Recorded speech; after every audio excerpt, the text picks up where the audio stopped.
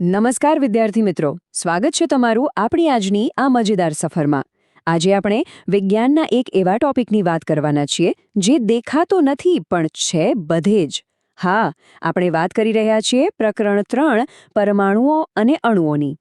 તો તૈયાર છો આ અદૃશ્ય દુનિયાના રહસ્યોને એકદમ સરળ અને રંગીન રીતે ઉકેલવા?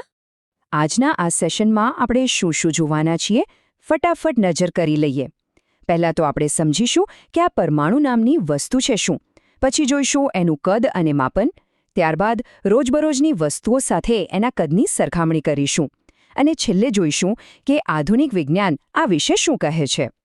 તો ચાલો જરાય મોડું કર્યા વગર શરૂ કરીએ આપણો પહેલો ટોપિક, પાયાનો એકમ પરમાણુ. ક્યારે વિચાર્યું છે કે આપણી આસપાસની આટલી મોટી મોટી વસ્તુઓ આખરે શેમાંથી બની હશે? સમજવા માટે એક મસ્ત ઉદાહરણ લઈએ. કોઈ મોટી બિલ્ડિંગ કે દિવાલ બનતી જોઈ છે ને? આખી ઇમારતનો પાયો શું હોય છે? એક નાની એવી ઈંટ, બરાબર? એ જ રીતે કીડીઓનું પેલું મોટું દર ખરેખર તો રેતીના ઝીણા ઝીણા કણો ભેગા થઈને જ બનેલું હોય છે. મતલબ કે દુનિયાની ગમે તેટલી મોટી વસ્તુ હોય એનો પાયો તો એકદમ નાનો જ હોય છે. અને બસ આ જ કન્સેપ્ટ આખા બ્રહ્માંડને લાગુ પડે છે. આખા યુનિવર્સની કોઈ પણ વસ્તુ લઈ લો, એનો જે સૌથી નાનો અંતિમ કણ છે, જેને આપણે ઈંટ કે રેતીનો કણ કહી શકીએ, એને જ વિજ્ઞાનની ભાષામાં પરમાણુ કહેવાય છે. એ એટલો બધો સૂક્ષ્મ હોય છે કે આપણે એની કલ્પના પણ ન કરી શકીએ. હવે તમને થશે કે જો આ પરમાણુ આટલો જ નાનો છે તો પછી ભાઈ એની સાઇઝ કેટલી હશે, અને વિજ્ઞાનીઓ એને માપે છે કેવી રીતે? ચાલો એ પણ સમજી લઈએ. પરમાણુ કેટલો નાનો છે એનો અંદાજો લગાવવો હોય ને તો ખાલી આટલું વિચારો. એક કાગળ લો, એની જાડાઈ કેટલી હોય? એકદમ પાતળો હોય ને? પણ જો લાખો પરમાણુઓને એકની ઉપર એક થપ્પી સ્વરૂપે ગોઠવીએ ને, ત્યારે માંડ જઈને એક કાગળ જેટલી જાડાઈ બનાવે છે. છે ને એકદમ આશ્ચર્યજનક? આટલા સૂક્ષ્મ કણને માપવા માટે આપણી સામાન્ય ફૂટપટ્ટી તો કામ લાગે નહીં. એટલે એના માટે એક ખાસ એકમ વપરાય છે, જેને કહેવાય નેનોમીટર. એક નેનોમીટર એટલે ખબર છે કેટલું? 1 મીટરનો અબજોમો ભાગ. ગણિતની ભાષામાં કહીએ તો 10⁻⁹ મીટર. બાપ રે, આટલું નાનું માપ! ખાલી આંકડાઓ સાંભળીને કદાચ પૂરેપૂરો ખ્યાલ નહીં આવે. તો ચાલો આ આંકડાઓને આપણે રોજબરોજની વસ્તુઓ સાથે સરખાવીને જોઈએ, એટલે આખો આઈડિયા એકદમ ક્લિયર થઈ જશે. આ ટેબલ જુઓ. સૌથી નાનો છે હાઇડ્રોજનનો પરમાણુ, જે 10⁻⁻ મીટર જેટલો છે.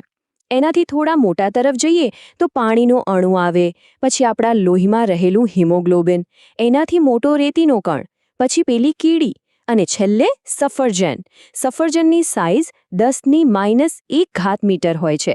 એનો સીધો અર્થ એ થયો કે આપણે જે સફરજન ખાઈએ છીએ ને, એની અંદર આવા અબજો અદૃશ્ય પરમાણુઓ છુપાયેલા છે. તો હવે સવાલ એ થાય કે આધુનિક વિજ્ઞાન આ બધા વિશે શું કહે છે? ચાલો આપણા છેલ્લા ટોપિક પર નજર કરીએ અને જાણીએ કે આપણે આ બધું કેમ ભણી રહ્યા છીએ. તમારા મનમાં પણ કદાચ આ સવાલ થતો જ હશે કે સાહેબ, જો આ પરમાણુ નરી આંખે દેખાતો જ નથી, એટલો બધો સૂક્ષ્મ છે, તો પછી આપણે એની આટલી બધી માથાકૂટ શા માટે કરવી? વિજ્ઞાન કેમ એની પાછળ પડેલું છે? એનું કારણ બહુ સિમ્પલ પણ એટલું જ પાવરફુલ છે. ભલે તે દેખાતો નથી, પણ આપણું આખું બ્રહ્માંડ એનાથી જ તો બનેલું છે. તમે, હું, હવા, પાણી, બધું જ. આ પરમાણુઓની જે ચોક્કસ ગોઠવણી છે ને, એના આધારે જ આપણે દરેક વસ્તુનો અનુભવ કરીએ છીએ. એ આપણા અસ્તિત્વનો સૌથી મોટો પાયો છે. અને ખુશીની વાત તો એ છે કે હવે આપણે માત્ર કલ્પનાઓ પર આધારિત નથી રહ્યા. આજની આધુનિક માઇક્રોસ્કોપિક ટેકનોલોજી એટલી પાવરફુલ થઈ ગઈ છે કે હવે આપણે સિલિકોન જેવા તત્વોની સપાટીના ફોટા ખેંચી શકીએ છીએ. હા, એમાં પરમાણુઓની ગોઠવણી ખરેખર સ્પષ્ટ જોઈ શકાય છે. છે ને વિજ્ઞાનનો કમાલ? મને ખાતરી છે કે આજના આ સેશનમાં તમને પરમાણુની અદૃશ્ય દુનિયા વિશે જાણવાની ખૂબ મજા આવી હશે. જતાં જતાં તમારા માટે એક વિચારવા જેવો પ્રશ્ન.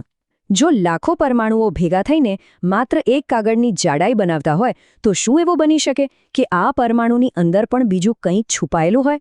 વિચારજો આના વિશે. અને હા, જો તમને આ શૈક્ષણિક માહિતી ગમી હોય તો SNJ maths and science academy ચેનલને લાઇક, શેર અને સબસ્ક્રાઇબ કરવાનું બિલકુલ ન ભૂલતા. મળીએ છે નેક્સ્ટ સેશનમાં. ત્યાં સુધી નવું શીખતા રહો.